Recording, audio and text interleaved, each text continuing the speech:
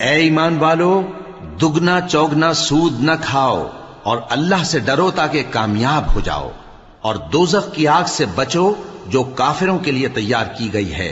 और अल्लाह और उसके रसूल की इताअत करो ताकि तुम पर रहमत की जाए।